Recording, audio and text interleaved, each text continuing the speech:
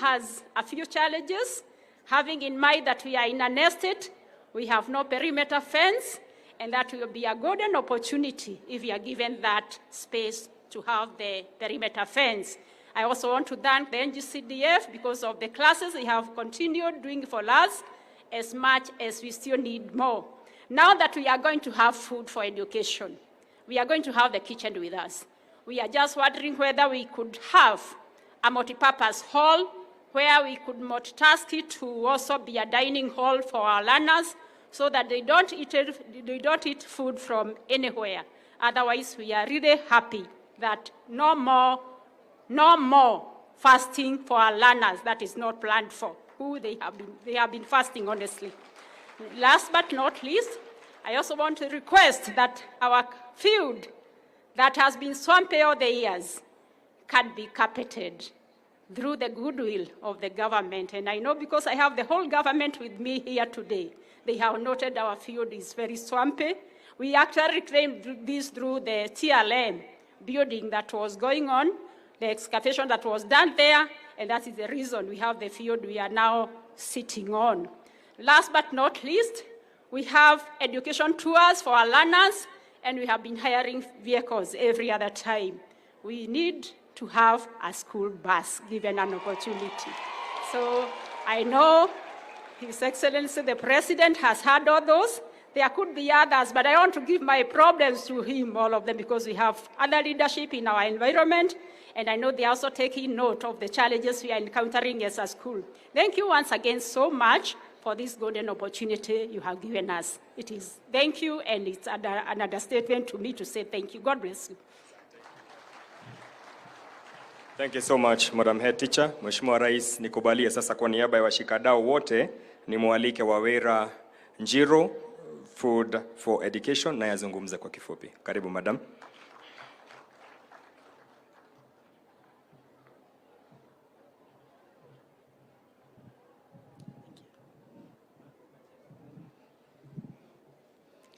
Your Excellency, the President, Dr. William Samoei Ruto, Your Excellency, the Governor, Johnson Sakaja, Member of Parliament, and all leaders who are here, good morning.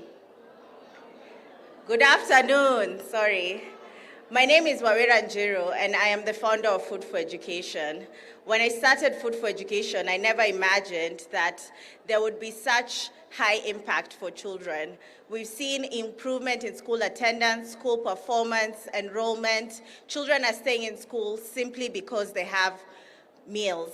And I'd like to thank the governor of Nairobi. I met him a couple of years ago when he was senator, and he promised that when he became governor, he would implement a school feeding program for all children in Nairobi.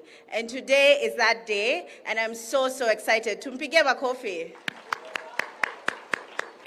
So all children in Nairobi will be getting meals every single day, rice and beans, rice and dengu, vegetables, ata chapo one time. Mnafurahia chapo? Yes. I'd also like to thank the President because when we met last year, he made a promise that he would make school feeding an agenda in his manifesto, and he has.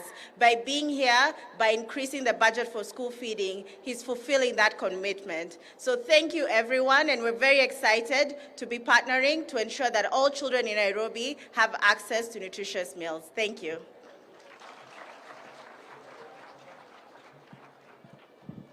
Thank you so much. Mheshimiwa Rais, nikubalie sasa nimwalike mjumbe wetu, Mheshimiwa Mwafrika, atufahamishe kwa viongozi wale wengine ambao wamefika. Karibu saa.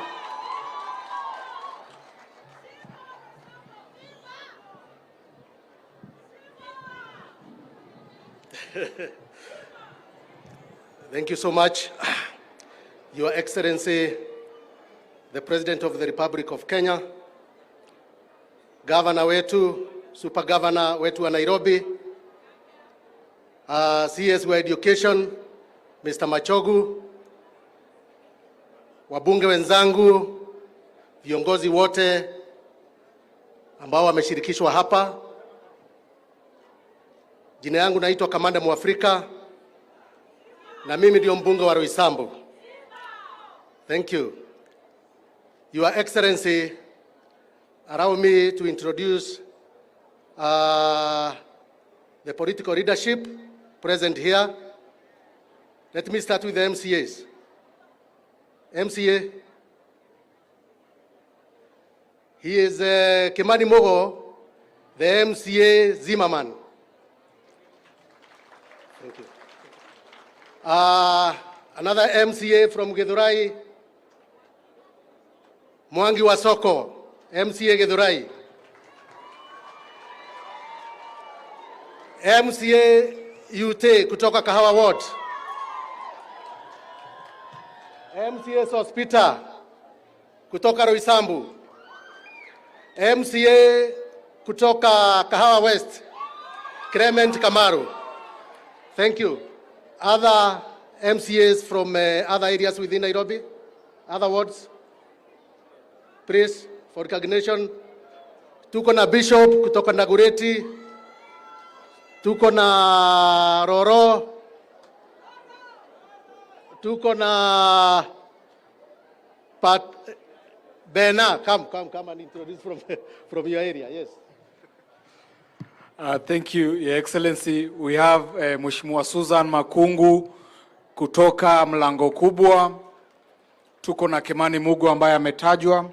Tuko na Mheshimiwa Brian Itenya, nominated MCA.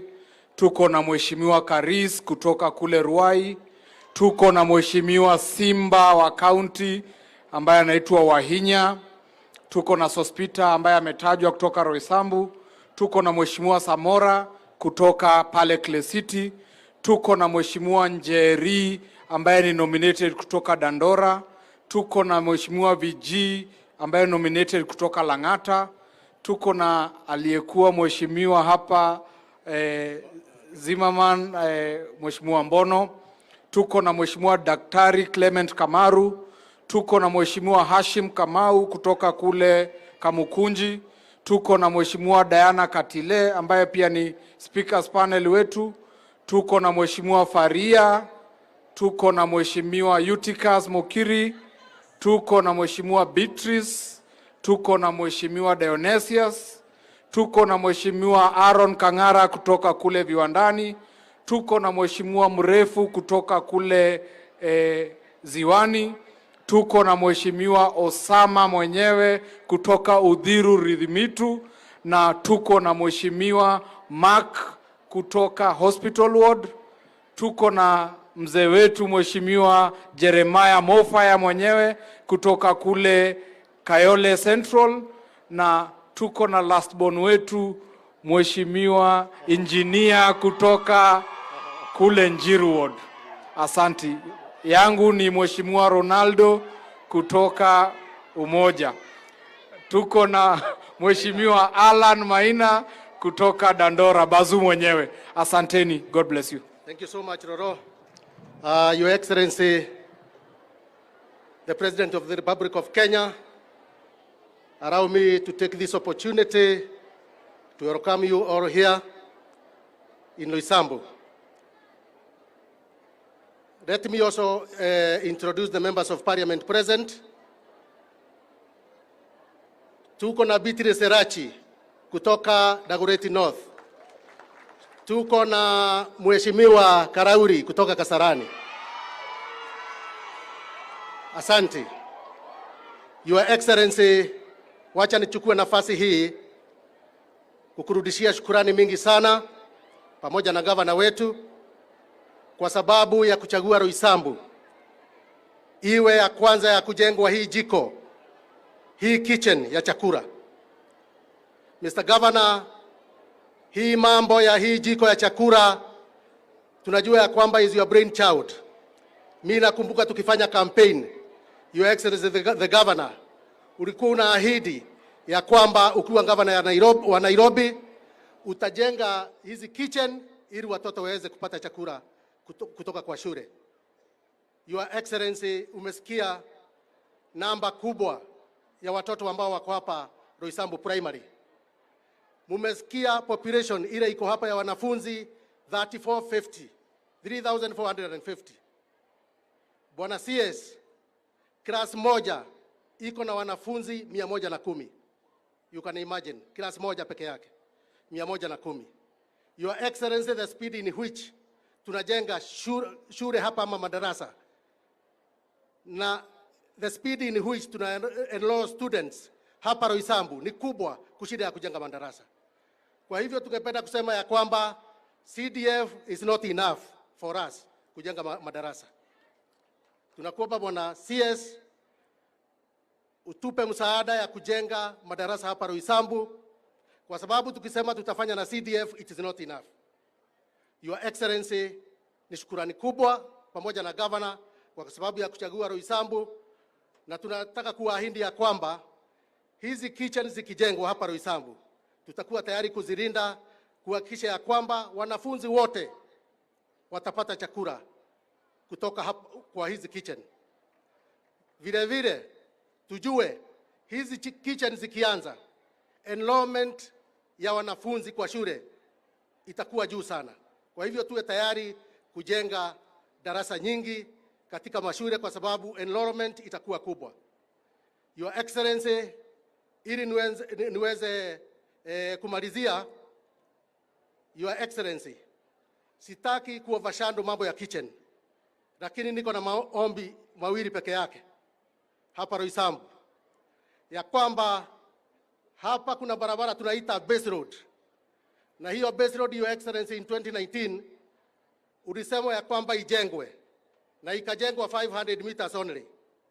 Tungekuomba hiyo barabara ya base road, Your Excellency, ulijenga 2018 ikamilishwe yote ndio iweze kujoin Thika Road, hiyo barabara ya base road. Na tunajua ya kwamba hiyo barabara ikijengwa tutaweza ku-offroad ile traffic jam inakuanga hapa kwa roundabout. Ombi la pili na la mwisho, tuko na barabara ingine inaitwa ya Kiwanja kule Kawa West ambaye imelimwa na inaunganisha Kawa West na upande wa Thika Road. Vile vile tungekuomba hata hiyo barabara iweze kujengwa. Hiyo tu ndio ombi letu watu wa Roysambu, Your Excellency, and we say thank you and welcome to Roysambu. Thank you so much.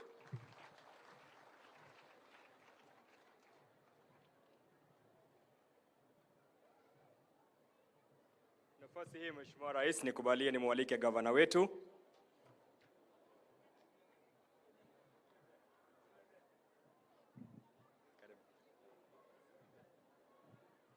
Tumkaribishe Mama County aweze kuzungumza nasi. Mheshimiwa, karibu.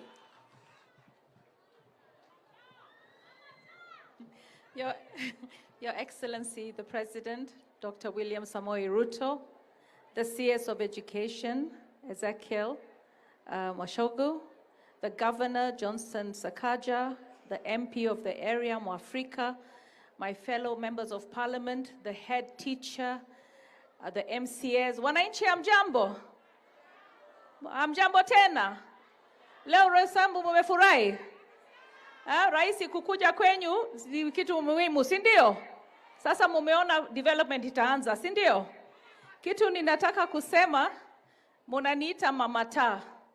Hapa tutakuwa na mama chakula. Tutakuwa na mama chakula. Wawira, congratulations. Your program is commendable. Your Excellency, women can do so much. This lady and what she's done for food programs and the partnership with our governor is really commendable. The governor promised kitchens, he promised food for our children, and he's doing it. What I want to say, Your Excellency, is without partners, we can go with partners, we can go very far.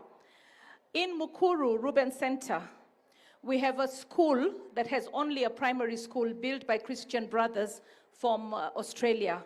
They have 60 million shillings to build a secondary school. That money has been sitting in an account for over 10 years. Your Excellency, I would like Christian brothers from Australia to be given the land. There is a parcel of land in Mukuru, Embakasi South, Ruben Center, where the Christian brothers have built a primary school. Now that primary school, we don't have transition. And the reason is the neighboring land, which is about 5 acres, was awarded by the former president, Moi, to a gentleman called Baramasai, who's very, very old. And that land, I'm trying even through the lands committee to have it revert back because the community have refused anything to happen on that land. So the 60 million is waiting to build our children a school. I want you to help solve it. I came to Mukuru once when you were launching the housing project. And I remember CS Macharia saying, Your Excellency, I must commend you. What you have managed to unlock in 2 weeks, we struggled for 2 years. So what we've been unable to unlock for 10 years, I expect that Your Excellency, you will unlock it. Christian Brothers with the donation from Australia will build a secondary school, and my children in Mukuru will be able to transition to secondary school. Another thing, Your Excellency, it is known that I'm supporting the finance bill. And the reason I'm supporting the finance bill is because of what is happening even here. I've seen the governors hold you ransom and say they want more money. And when they want more money, they want that money so that they can be able to do the things that the Governor Sakaja is doing here. Governor Sakaja, this is a very valuable investment. I have seen children go to school from as early as 5:30, they start walking. They have not had a good breakfast. If you keep them in school till 4 o'clock and they don't have a meal in between, they will not be able to study. And the budget of over 600 billion going for education will be wasted if our children are hungry and they cannot study. So I want to say, wananchi, wajua maisha itakuwa ngumu, lakini baada ya kuteseka kidogo, nchi yetu itaenda mbele. Lazima tujitegemee, lazima tulipe ushuru, lazima tujenge nchi yetu. Ndio maana mimi ninapongeza serikali kutafuta hiyo pesa hata kama itakuwa ngumu, ili tuweze kutoka kwa deni, tuweze kujenga ile infrastructure ambao hatuna kwa hii nchi yetu. Mimi nataka kuona wamama watoke slums, waingie kwa nyumba ya mawe, watoto wa live na dignity, wapate chakula kwa mashule, wapate elimu bora. Watu ambao wako na kazi sahihi wasipoteze kazi yao, kwa sababu mtu ambao anafanya kazi kama daktari au nurse au mwalimu anawasaidia wale ambao hawana kazi. Na hii project, Wawira alisahau kusema, hii project ata-employ watu kama 3,000 directly kupika wa chakula. Hiyo ni kazi kwa vijana, kazi kwa wamama. Na indirectly, wale watu ambao watapanda mboga, watasupply briquettes, watasupply masahani, kila kitu, 15,000 jobs. Tujenge Kenya yetu. Asanteni sana. Sasa nipatie hiyo wakati ya kualika governor wetu Johnson Sakaja, kwa sababu hii ni project yake na serikali yetu. Asanteni sana.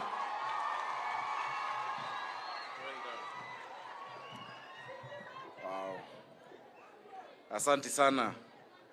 Your Excellency President William Ruto, ambaye tunakupenda sana, waziri wetu Machogu, UDS SG Cleophas Malala, wabunge Elachi, Mama Dago, Karauri ndugu yangu, MCAs na wananchi wa Githurai, wa Roysambu. Wale nimekuwa Githurai leo asubuhi. Wananchi wa Roysambu, Bwana asifiwe.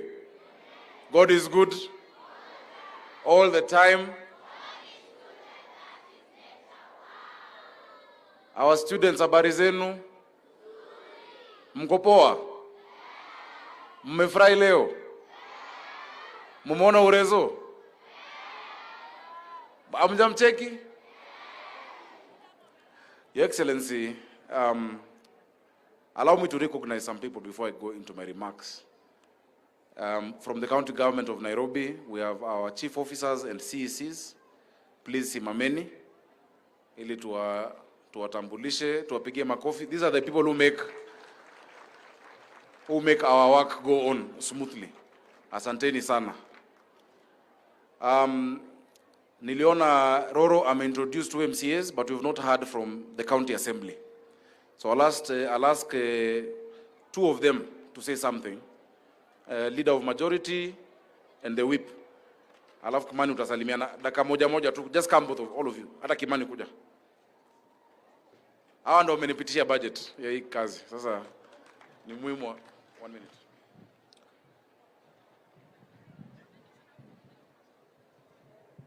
Your Excellency Dr. William Samoei Ruto, CS Machogu, our governor, Super Governor Johnson Sakaja, Mama Chakula,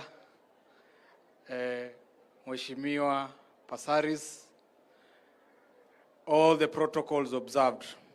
na SG wetu. Good afternoon. Kwa majina naitwa Mheshimiwa Ronaldo, MCA Umoja 1 na UDA Chief Whip ama incoming majority Chief Whip. Hii mambo ya Jubilee tukiharakisha, hivi karibuni tutakuwa majority katika County Assembly ya Nairobi. Na mimi ni kushukuru His Excellency the Governor kwa sababu wanafunzi wa Roysambu mko. Mnajua hii feeding program inamaanisha nini? Inamaanisha hii ndiyo mwisho ya kula chakula baridi. Mnajua hivyo? Inamaanisha tumefika mwisho wa vitabu zenyu kumwagikiwa na supu ya chakula mkiwa mebeba lunchbox. Si ni kweli? Na hii ndiyo mwisho yenyu kukula chakula ambacho hakina nutrients ama si balanced diet. Kwa sababu kutoka tarehe 28 August tutawapea chakula moto, tutawapea chapo, tutawapea fruits mkimaliza kula. Na mimi nikushukuru Rais kwa kuwa umesikizana na gavana wetu na ukaona this is the right way to go. Let's treat our children with dignity that they deserve.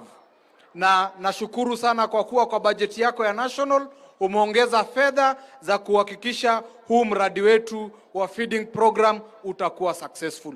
Na mimi nikukuomba na CS go across the other 46 counties, make sure that the same is implemented so that we can have children that are wako na hali ama wako na afya njema ili waweze kusoma. Na kwa hayo machache ni kuwashukuru sana.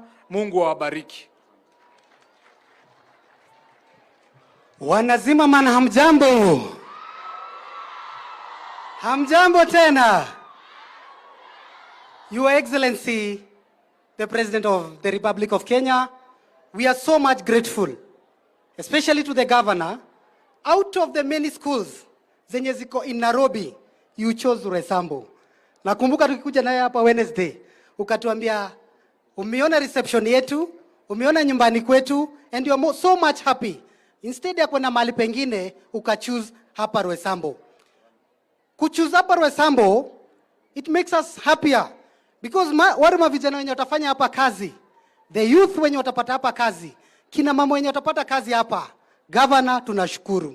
Again, hii field sasa imekuwa kidogo. Kumbukeni, Your Excellency, kutoka huko base, maji yote hukuja, inakuja ina form swamp hapa Roysambu Primary. So, President nakuomba tu, the last time ulikuja hapa ilikuwa pale Deliverance. Nakumbuka tukivuka zile mitaro. Kumbuka tu ahadi yetu ya drainage na siwa ya Zimmerman Ward. Hiyo tu ukitusuluhishia tuko sawa kabisa. Again, ya mwisho tu, ningetaka tu kukuomba as you go back. Kutoka pale Mirema, maji yote yenye inatoka Dhome, yenye inatoka kutoka ile side ya Roysambu, inakujanga inaingia Zimmerman. Na ndio maana hapa tuko na swamp. Tumekuja kwako na Mheshimiwa Mwafrika, tumepresent budget ya around 96 billion. Tupate drainage ya kutoka pale Roysambu, iteremke iende hadi Kiu. Shida yetu yote imeisha. Tunashukuru sana, hapa ni Zimmerman, tuna Zimmerman na tunasaidia Jadhaine. Jadhaine Primary wameniomba tu. Sitakosa kutaja. Uwakumbuke tu, because ile side ingine shida tu ni transformer, ili shule yenyewe na hiyo mtaa yote ikuwe mzuri. Tutakuja tu kutembelea na Mwafrika, at least tuende kwa CS wa energy tupate transformer. Asanteni sana na Mungu awabariki. Your Excellency, all protocols observed. Personally naitwa Anthony Karanja na ningetaka kuchukua fursa hii kumrekebisha MP. Jiko letu la kwanza liko Dagoretti South. Na ni mahali tulikula lunch na wewe Your Excellency, na Mama Dish. On top of healthier children, warm food, we have a reduction in truancy in schools. And not just enrollment, but pia watoto wanafurahia kukaa shuleni kwa sababu ya ile chakula. We are very grateful as Dagoretti South, na tunawakaribisha muje mfanye benchmarking kabla hiyo jiko ijengwe. Ya pili, on behalf of the assembly, ningetaka kukuhakikishia that we are supporting Governor Sakaja 100%, na tutampitishia on Tuesday 1.2 billion kujenga hizi majiko na kusubsidize chakula ya watoto. Kwa hivyo we are committed as members of the county assembly, na liwe liwalo, juu chini kushoto kulia, majiko itajengwa na watoto wetu watakula. Kwa hivyo asante sana, God bless you. Bishop Dimrefu. Asante sana. Your Excellency, the CEC, who is in charge of this program and who has been pushing this program, is the youngest minister in a county government. Alikuwa waziri na 29. I don't know if your birthday has come or not. Bado. She's 29 years old. She's the one who's run with this program from the beginning, from the time we went to Wawira's kitchen. Before we got into office, I'd like her to come and say something very quickly. Anaitwa Susan Silantoi. Tumpigie makofi.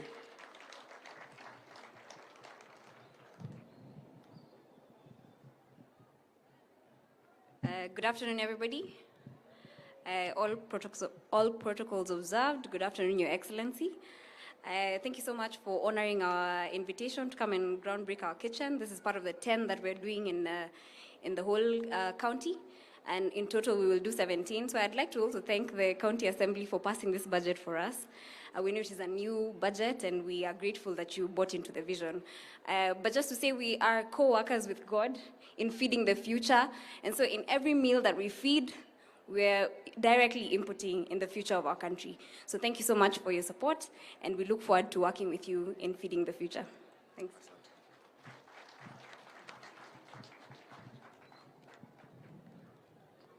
Thank you very much. Mheshimiwa Karauri na Elachi, Mheshimiwa Kamande, I think aliongea on your behalf, and I know we are running short of time. We have recognized Mheshimiwa Malala. I'll call you a bit later. But for now, let me make the remarks. Your Excellency, I rarely read speeches. I normally speak from my heart. But the gravity of what we are doing, there are some things I don't want to forget. Thank you. Your Excellency, 60 years ago, at independence, KANU, under the first President Kenyatta, promised every child at least 7 years of education. 45 years ago, President Moi promised to abolish tuition fees for children in the later years of primary school. 20 years ago, President Mwai Kibaki abolished school fees for all primary school children. The pattern is clear. Since independence, we have done our best as a country to expand opportunity and confer dignity by educating our children. We are here today as Nairobi County to write our own page of history, of that very proud history. We are here to groundbreak the 10th kitchen of Nairobi school feeding program, Dishi na County, the largest feeding program by a city on the continent of Africa, Your Excellency. Your Excellency, a dignified life demands a decent education. That is why we want every single one of our children in school ready to learn. Your Excellency, when I was Senator of Nairobi, some schools had been vandalized during the COVID break. I remember going to 2 schools to donate desks. I went to Raila Educational Center in Kibra, and I went to Gatina Primary in Dagoretti North. When I went to Gatina Primary, and I asked these children, you know, after giving them the desks, what would you like me to do for you? Normally the children will say, we want footballs, we want a school bus. The children all in unison said they wanted food. When a child asks for food, they really need it. As a parent, I was very sad. And that time in 2020, I said, I must do something about it. In the Senate, I drafted the National School Feeding Act, or rather bill. It never saw the light of day. I benchmarked to the US 1965 School Feeding Act. It didn't go far.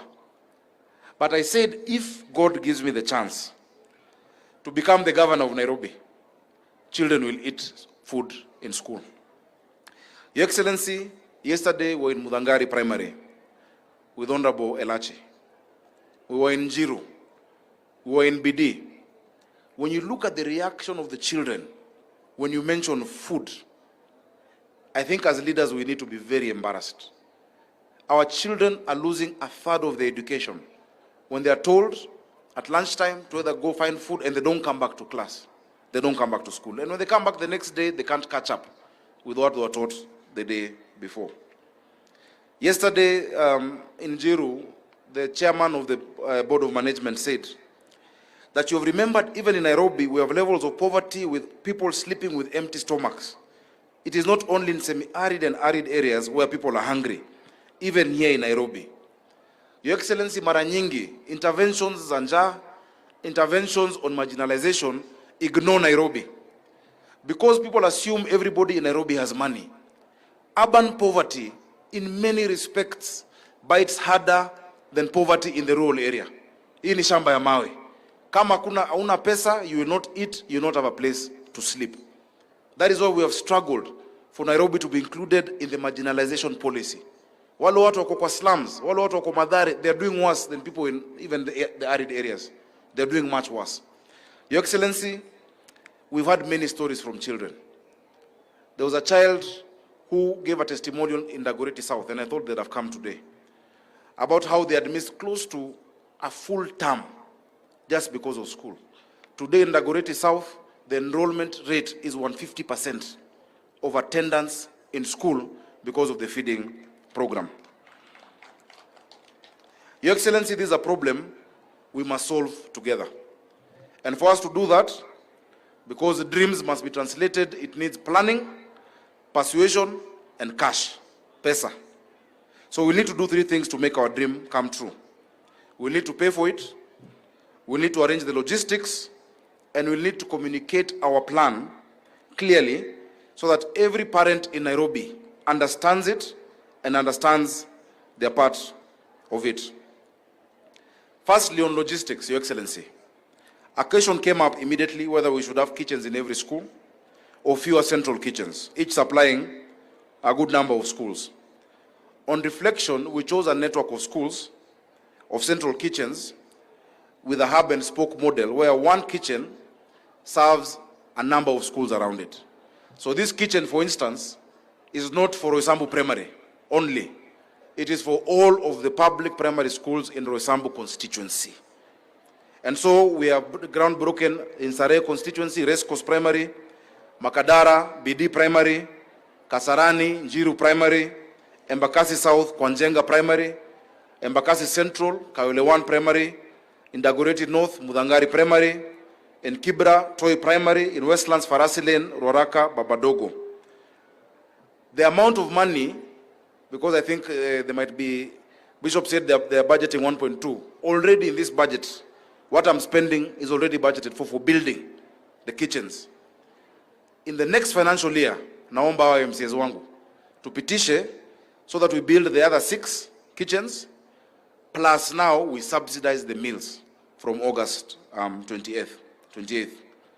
Your Excellency, also allow me to say, many of these feeding programs, the cost, first of all, have not been consistent, and the cost to the parent is still high. 70 shillings kwa mzazi Nairobi saa ingine ni ngumu. 60 shillings ni ngumu. I want to thank our partners because the cost of a meal at 45 shillings, the county is paying 25 shillings, SIF is paying 15 shillings, na mzazi analipa shilingi 5 peke yake. 5 bob, kobole. We're using a technology where mtoto anavaa saa, ambapo you can load, you can send them pesa today, you can send for a month, you can send for a week. But even that child who doesn't have that 5 shillings, Your Excellency, we will feed.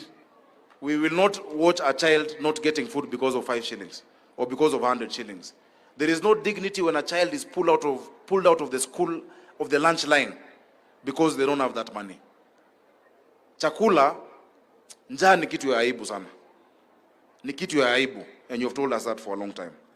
Your Excellency, so we're spending 1.2 billion, and we hope, because we are working with the national government, that you will also match that, as you have said before, so that we can expand this program.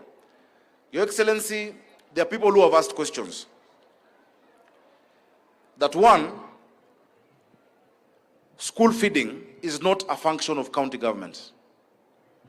It is true. It is not a function of county governments. It is not a function of national government. It's a function of leadership. It is something that you cannot ignore. We cannot see a problem, Your Excellency, and say this is not mine to do. We must put concerted effort, which is why we are giving bursaries to secondary schools, to primary schools, despite that, to colleges, despite that being a national government function. In 10 years of devolution, tulikuwa na governor wa kwanza, tukakuwa na governor wa pili, tukakuwa na NMS, tukakuwa na Kananu. For 10 years, Nairobi County gave bursaries worth 3 billion, and in 6 months, Your Excellency, we have given bursaries worth 1 billion and 25 million ile ya kutoa bursaries. Tumepeana scholarships, and our scholarships ukipata form 1, unaenda form 1, 2, 3, and 4, without a break. These children of ours in Nairobi, we cannot shirk our responsibility. And I want to implore my MCAs. Article 189 of the Constitution gives us a framework of partnership between the national government and the county government. We are doing an MOU because the MPs will tell you, anyone who is sensible will tell you, watoto wa Nairobi wamekosewa. We have 210 schools only for a population of 5 million people. Our children who are not in the public schools are not in expensive private academies. They're in what we call up-bet schools, alternative provision of basic education and training. Unapata shule, Sunday ni kanisa, Monday ni shule, jioni kuna kesha, the next day there is a youth meeting, because we have not given the infrastructure. Successive governments have done bad to the children of Nairobi. We must do something.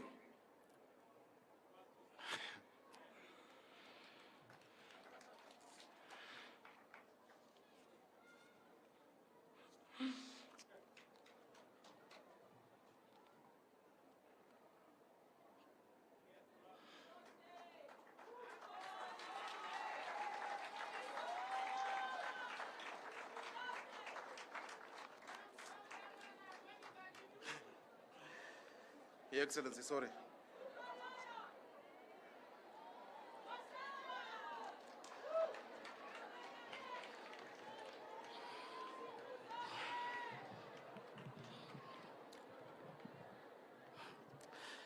Your Excellency, ni uchungu ya watoto.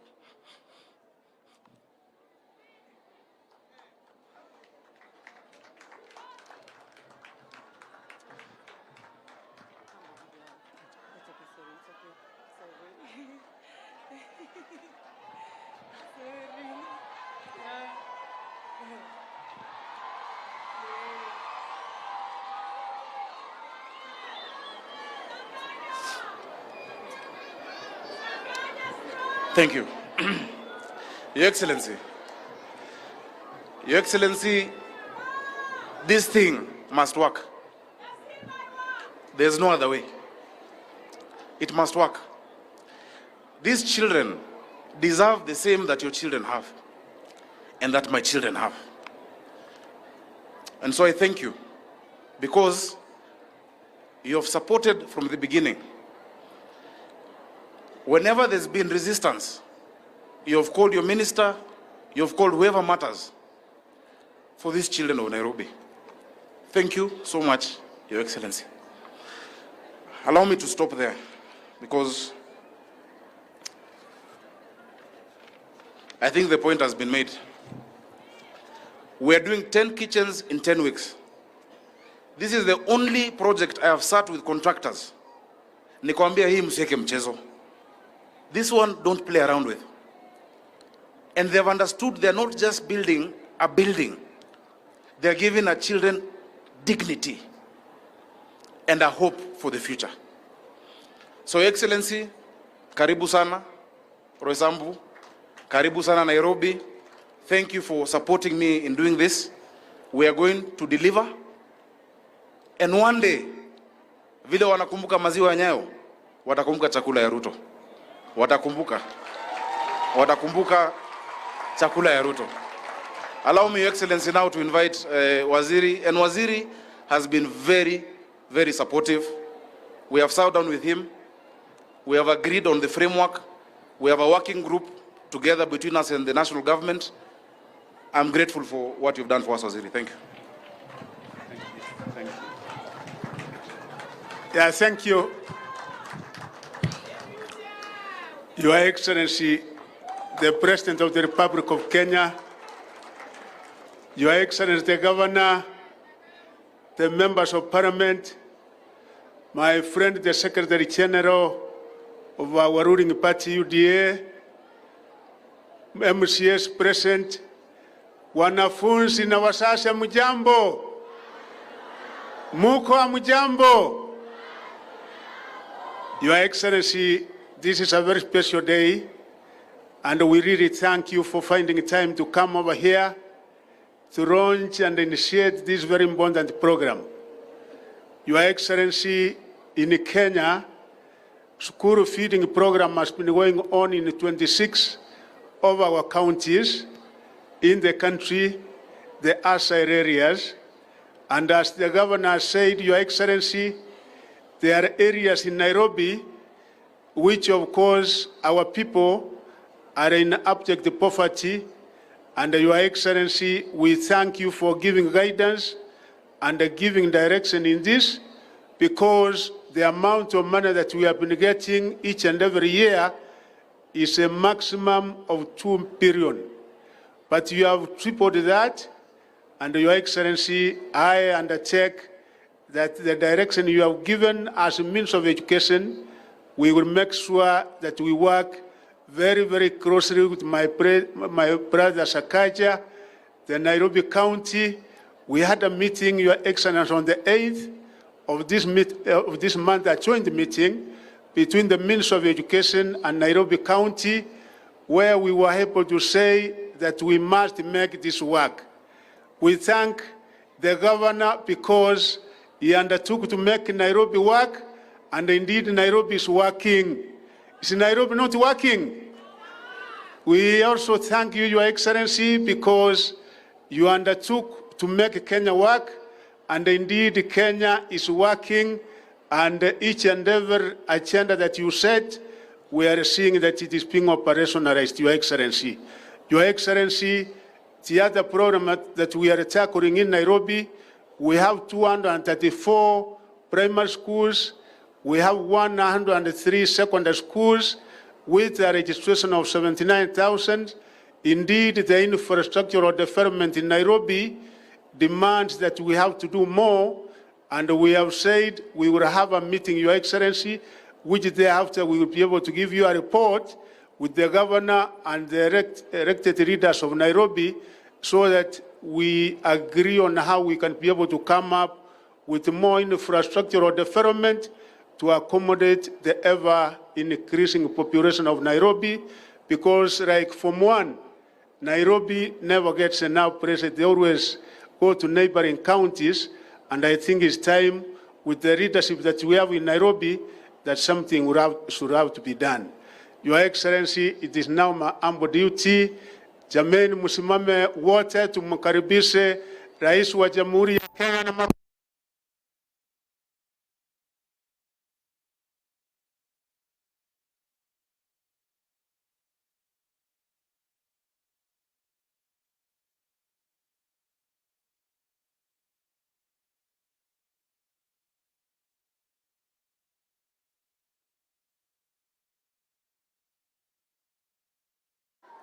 Bwana kiongozi wa bunge letu la county pamoja na viongozi MCS, wabunge wetu wa county ya Nairobi, walimu, wazazi na wanafunzi wa hapa Roysambu, hamjambo. Hamjambo tena. Bwana Yesu asifiwe. Asanteni sana. Kwanza wacha nichukue nafasi hii nimshukuru Mungu kwa kutupatia nafasi. Tumefika hapa Roysambu na nataka niwaambie watu wa Roysambu, nilikuwa nimesema pale mbeleni, waja nirudie. Kwa watu wote wa Roysambu, tulikuja hapa tukaomba kura zenu na hawa waheshimiwa wote. Tulikuja na governor, tukakuja na wabunge, MCAs wetu, na nyinyi watu wa Roysambu mkawa watu wangwana, mkatuamini, mkatupatia kura zenu, Mungu akatubarikia, tukapata ushindi. Mimi nataka niwaambie watu wa Roysambu, asante sana. Watu wa Nairobi, sijui kama mnanisikia, nimesema asante sana. Asanteni sana. Na leo tumefika hapa sote kama viongozi kwa sababu ya mambo ya maendeleo ya Nairobi County na mambo ya maendeleo ya hapa Roysambu. Nitasema mambo mawili peke yake ndio niweze kukamilisha. Nakubaliana na hawa viongozi wote walionena hapa kwamba nafasi tulio nayo sasa sio nafasi ya siasa ya mashindano na yale mambo mengine. Tumemaliza mambo ya uchaguzi. Nafasi tuko nayo sasa sote kama viongozi ni kuungana ili tufanye kazi, wananchi maisha yao ibadilike. That is the agenda, that's the commitment, that is what we need to do as leaders. Na mimi nataka niwaambie viongozi wote wenzangu kwamba kwa sababu uchaguzi iko nyuma yetu, sio nafasi tena ya sisi kusema huyu ni wa upande hii na huyu ni wa upande ile. Nataka niwaombe viongozi wote, hakuna wananchi wa upinzani, hakuna wananchi wa serikali. Wananchi wote ni wananchi wa taifa letu la Kenya. Tushirikiane jameni, tufanye kazi pamoja ili tuweze kutekeleza miradi na mipango ya maendeleo, maisha ya wananchi wa Kenya ibadilike. That is our cardinal, solemn commitment and responsibility as leaders having been elected. It is our responsibility now to work together in a manner that we are going to transform our country and change the lives of the people of Kenya in a positive manner. Na mimi nataka niwahakikishie viongozi wote ya kwamba mimi niko tayari kufanya kazi na viongozi wote waliochaguliwa ndio tuweze kupeleka Nairobi na Kenya mbele. That is my commitment.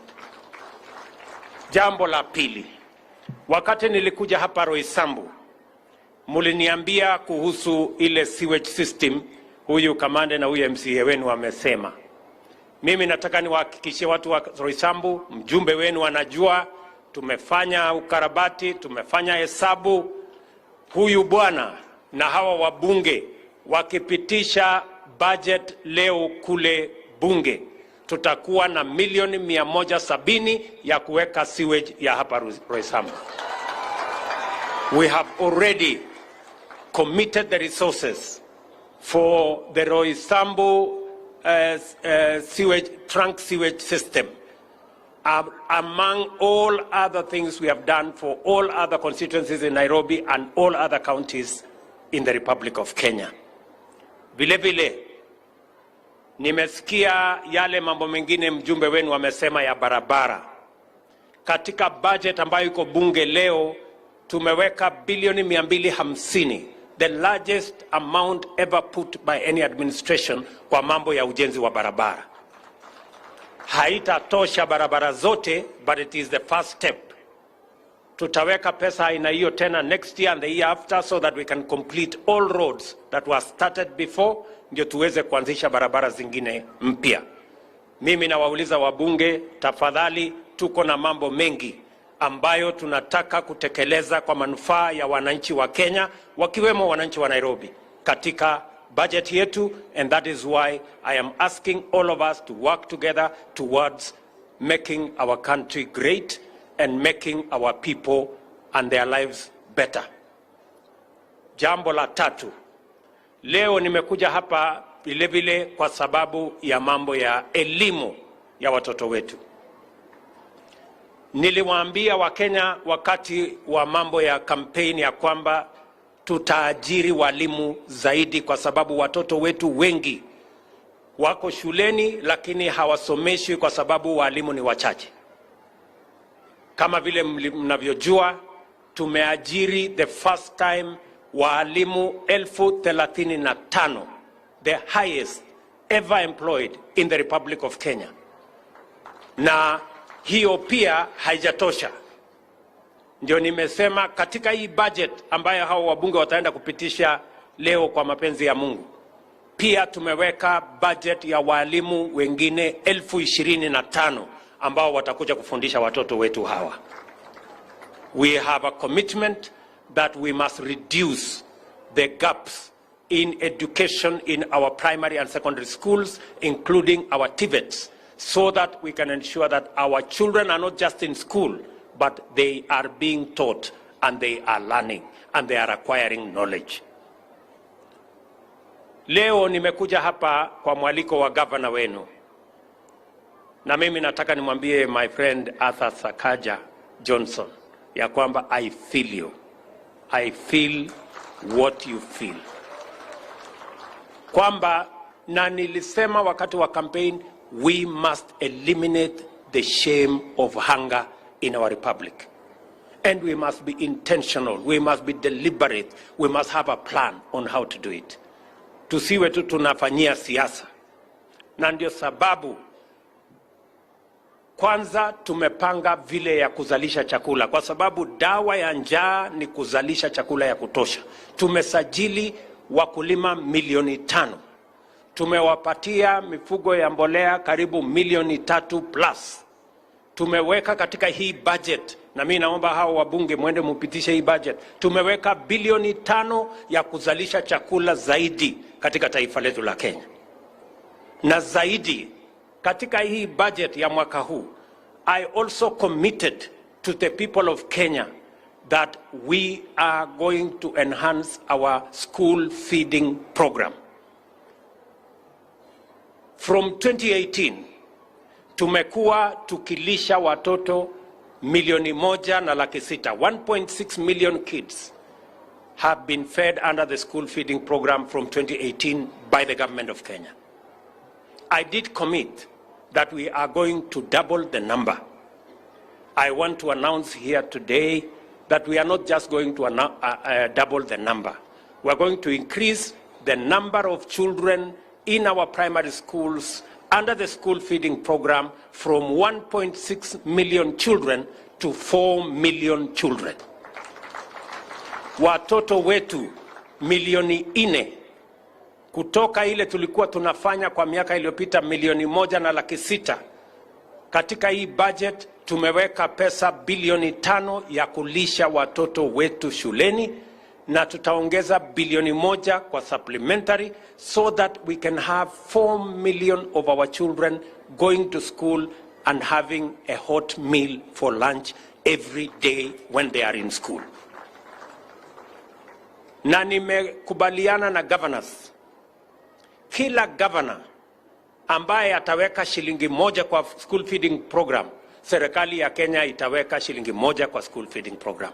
We are going to match counties who have a plan on school feeding program, shilling for shilling. And if we do that, we can actually feed 8 million children in our schools. And we can keep our children in school, they can concentrate in learning, we will increase our learning outcomes, we will increase our attendance in schools, we will increase their concentration, and we will increase outcomes from our schools if our children are attending class with a full stomach. That is what we want to do. And the greatest indignity we can do to our children is for them to come to school and fast by force because there is nothing to eat. Watoto wengi wanakosa kuja shuleni kwa sababu hakuna chakula nyumbani na hakuna chakula kwa njia nyingine yote. Mimi nataka niwashukuru. I want to thank in a very special way CIF. The fund has been outstanding. Tuwapigie makofi hawa watu jamani. Wamekuwa washirika wetu wakubwa CIF, they have been our great partners. They have worked with us on this noble assignment of making sure that our children go to school, they stay in school, because there is food in school. So you have my commitment as President of Kenya. You have the commitment of the Governor of Nairobi and many other leaders to work with your partnership to make sure that our children are not just in school, but they are being fed while they are in school.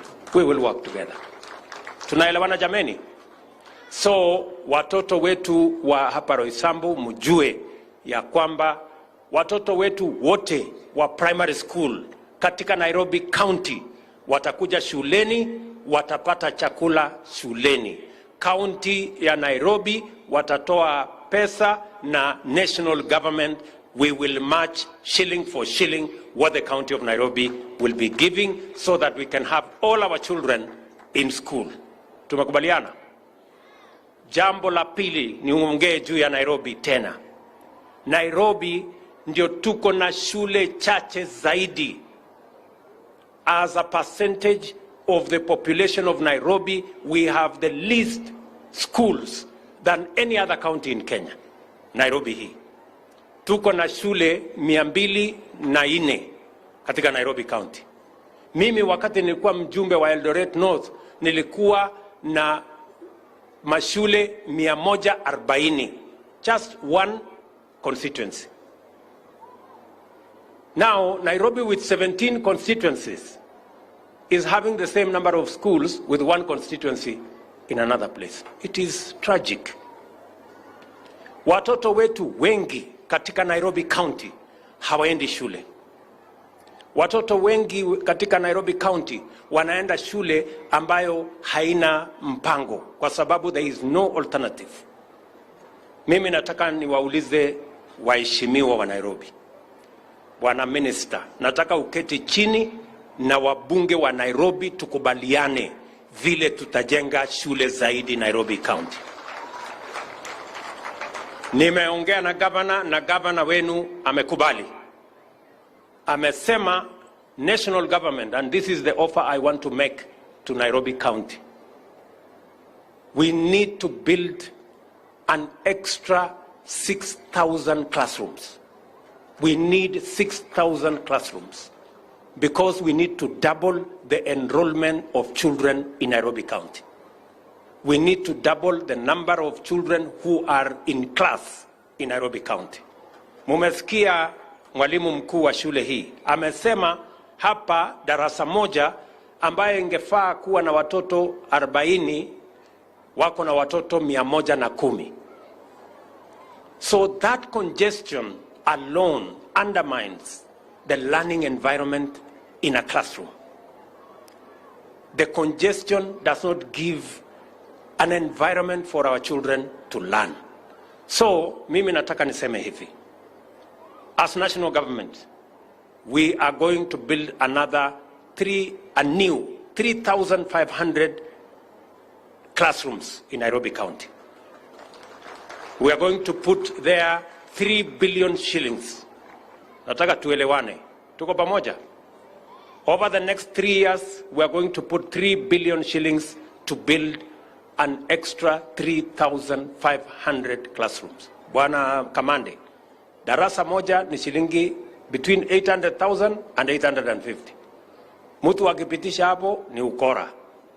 So, na tutakubaliana.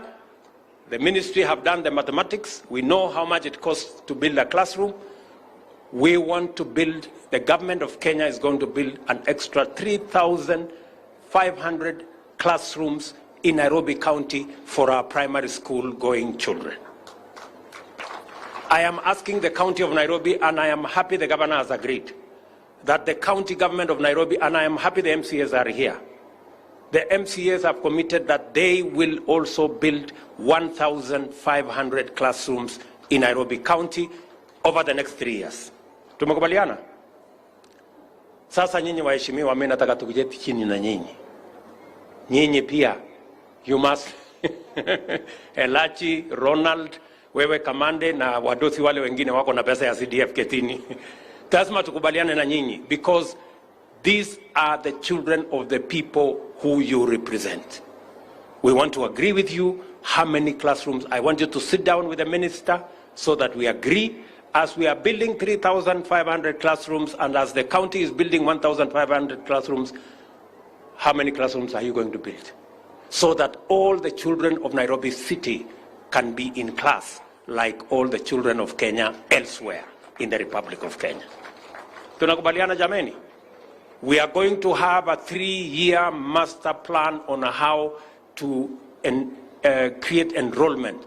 Tuhakikishe ya kwamba watoto wetu wote katika Nairobi County wanasoma. Because at the moment, many kids are not in class, they are not in school, because there are no opportunities for them to learn in a proper school. So, nafikiri tumekubaliana. I want to ask all counties, what Sakaja is doing in Nairobi County, I want to ask all our county governors to participate in this program of school feeding. I made a commitment in our manifesto. I remember talking to this girl, Pongezi sana Wawira, you are great. When I met you, I told you, this kitchen, we're going to work together. And I'm happy, Sakaja, you have lived up to that promise. So we will make sure that watoto wetu wote watasoma, wako shuleni, ndio tuende mbele pamoja. Mwisho kabisa, mimi nataka niwaambie watu wa Nairobi, katika ile mpango tuko naye, hii budget ambayo iko bunge inapitishwa leo, mimi niliwaambia Nairobi hapa, watu wengi wanaishi mahali ambapo hapafai. Watu wengi wanaishi katika slums, hakuna maji, hakuna choo, hakuna stima, hakuna barabara, mahali ambapo hapafai. Na wengi wa wabunge wenu hawa wamechaguliwa na watu wanaishi katika slum. Mimi nimesema hii slums tutaondoa, tutajenga nyumba 200,000 kila mwaka katika taifa letu la Kenya.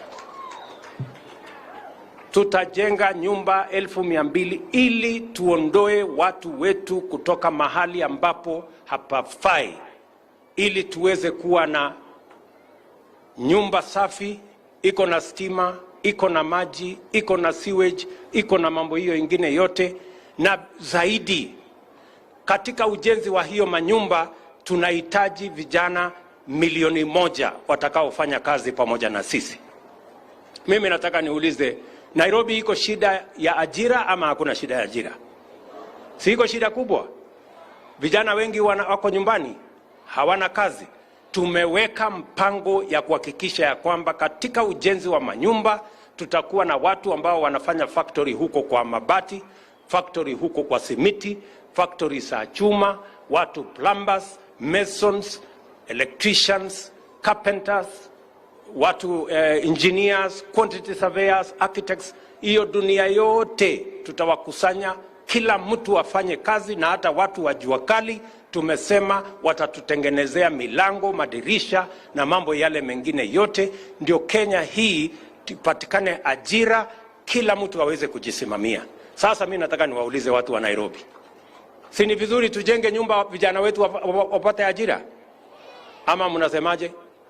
Si ni vizuri tujenge nyumba hawa vijana wapate ajira, na tutoe watu yetu kwa slums waishi mahali pazuri?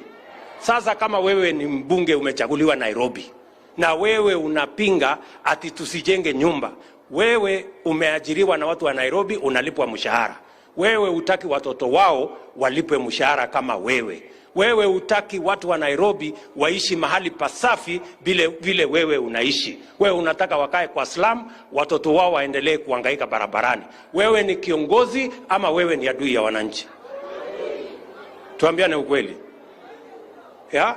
Surely, which leader in this day and age will oppose a program that is going to give dignity to his voters, that is going to give jobs to the people who have given him a job, that is going to give decent livelihood for the people who have voted and pays for their salary? You cannot be a leader, you must be something else. Sijui kama tunaelewana jameni. Tuko pamoja? Tuko pamoja? Ndio mimi nilisema, mimi nangojea kuangalia mtu ambaye anasema anataka watu yake waishi kwa salamu. Anataka vijana ambao wamemsaidia akapata ajira waendelee kuhangaika barabarani wasipate ajira. I am looking, huyo mtu sijui anakaa namna gani, na sijui kichwa yake ni mzuri ama iko kombo kiasi gani, ama ni aje ndugu zangu? Surely. Na nimesema vile vile katika hii budget tumesema vijana wetu ambao wanatoka TVET, tunataka vijana waje wafanye kazi. Tumesema hata furniture. Hii furniture inatengenezwa hapa Roysambu. Kuna watu wengine wanaenda kununua furniture China, wanaenda kununua furniture Marekani, sijui wanaenda kununua ati kitanda. Na hii kiti ya kukalia hapa, unaenda kununua Marekani, na tuko na vijana hapa wanaweza kutengeneza furniture. Nimesema kwa hii budget, wale watu wanaleta furniture kutoka nje watalipa ushuru kubwa sana, kwa sababu tunataka vijana wetu watengeneze furniture hapa nyumbani. Tuko na vijana wa kutosha, tuko na mbao na randa na hiyo ingine, watoto wetu hapa wafanye kazi. Ama mnasema mnataka tulete furniture kutoka nje? Kitanda ya kulalia hii inatengenezwa hapa Roysambu. Si hiyo ni ujinga ama nini jameni? Si ni ufala mingi sana? Niwaulize, tumesema wale watu wanaleta simiti kutoka nje. Tuko na factory ambayo vijana wetu wanafanya kazi hapa Kenya. Miaulize watu wa Roysambu, twende tulete simiti ya watoto wengine, watu wengine wanaajiriwa, tuwache watoto wetu wahangaike, na tunaweza kutengeneza simiti hapa nyumbani kwa factory yetu. Sijui kama tunaelewana. Factory ya chuma namna hiyo. Tumesema hii mambo yote, we want to work for our country and we want to work together. Na katika hii budget nimeweka pesa bwana Kamande ya watoto hawa wapate chakula lunch time. Wewe utaenda kupinga alafu si waende wabitishe hii budget tuendelee na kazi? Ama mnasemaje watu wa Nairobi? Waende wabitishe ama wasibitishe? Alafu unasikia ati mtu analalamika ati sijui iko 3%. Sasa wewe hata kama 3% umeambiwa utoe, umebaki na 97%. Sio 97% kutoshe. Wacha hii 3% tutafutie hawa vijana wengine ajira. What is the problem? Wacheni ubinafsi bwana. Hapana, wacheni hizo. Sijui kama tunaelewana. Alafu sasa unakuta wengine wanaendesha propaganda, wale wanapiga sijui kusupport finance bill, wamelipwa sijui milioni 1, sijui shilingi 2, sijui shilingi ngapi. Hiyo ni upuzi. Nobody, an intelligent person doesn't have to be bribed or given anything to do the right thing. An intelligent person will do the right thing because it is the right thing. Sijui kama tunaelewana. Tuko pamoja jameni? So I want to ask wale watu ambao wanapoteza wakati yetu. Sisi hatutaki kitendawili, sisi hatutaki sarakasi, sisi tunataka tufanye kazi, tuende mbele. Ama mnasemaje Nairobi? Mnasema tuende mbele ama turudi nyuma? Na mimi nimesema vile vile, hawa watu wanatuambia tuendelee kukopa pesa. Kenya tukope pesa mpaka sisi tukue bankrupt. Nyinyi mnataka tuendelee kukopa pesa? Tukutanye ushuru, hawa wadosi watoe ile wako naye. Kila mtu atoe kitu bwana, wacheni maneno. Sisi tunapata mshahara, tutoe, wananchi Kenya na isonge mbele. So mimi nataka niwashukuru sana. Mimi nataka niwahakikishie ya kwamba we are going to be focused, we are going to work together, na nimewaambia hawa viongozi ya kwamba tunataka tushirikiane ndio tupeleke taifa letu la Kenya mbele pamoja, na tutashirikiana pamoja. Tumekubaliana? Ya mwisho, nimekubaliana na huyu gavana wenu ya kwamba mambo ya matibabu ni bottom up. Tunaanza na kijiji. Tumesema tunaanza matibabu na community health promoters. Wale watu 7,000 hapa Nairobi County, 7,000 and what? 7,460. Hawa community health promoters, mimi nashirikiana na watu wa CIF kuwapatia equipment, na serikali ya Kenya tutaweka pesa ya kulipa hawa watu tukiambatana na county. Sakaja atalipa pesa nusu, mimi nitalipa pesa nusu, na hawa watu watafanya kazi katika kila kijiji. Kila nyumba 100 tutakuwa na community muuguzi, mtu mmoja ambaye atakuwa anazunguka hapo, anapima pressure, anapima sukari, Kama uko na homa, anapanga mambo yako, anakuambia hospitali ya kwenda ni hapa, usiende ile. Kama ugonjwa yako ni ile ya kwenda dispensary, atakwambia weenda dispensary. Kama ni shida yako ni ile ya kwenda kwa health center, atakwambia health center. Kama ni ile ya kwenda referral, atakusaidia uende referral.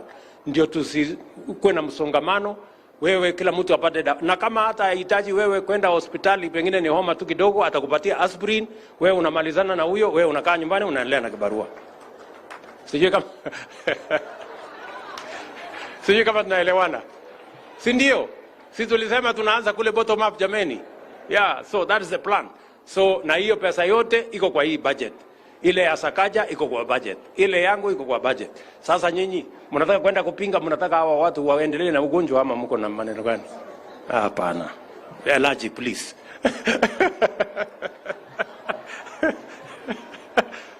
Sijui kama tunaelewana jameni. So watu wa Nairobi, mimi sitaki kusema sana. Mimi niko na shughuli kidogo, niko na kazi nyingine, lakini nilisema hii ya chakula ya watoto liwe liwalo, mbele na nyuma, lazima nikuje mwenyewe ndio mjue ya kwamba we feel for our children. Our children are important. The education of our children is important, and the way to keep them in school is necessary. So asanteni sana, nawapenda sana, nawatakia baraka ya Mungu. Tutaonana hivi karibuni. Hii shule yetu hii, ngoja, hii shule yetu hii, mwalimu huyu amesema, shule yetu hii amesema watoto madarasa ni 30 something. Na watoto ndio hawa. Watoto ni 3,000 and what? 3,400. So Bwana Machogu, mimi nataka tujenge madarasa hapa ingine 30 classrooms. 30 classrooms. Sindio my friend? Tafuta contractor, tujenge hapa 30 classrooms. Ndio tupunguze watoto, badala ya watoto kuwa 110, at least turudishe wakuwe 50 hapo. Sindio? Na pengine watoto wengine wapate nafasi ya kuja hapa. So we are going to commit 25 million shillings ya kujenga those 30 classrooms, and they must be ready in the next 120 days. So tafuta contractor akuja afanye hiyo kazi. Sijui kama tunaelewana jameni. Tuko pamoja? Watu wa Kanairo, watu wa Roysambu, asanteni sana na Mungu awabariki. Thank you and God bless you.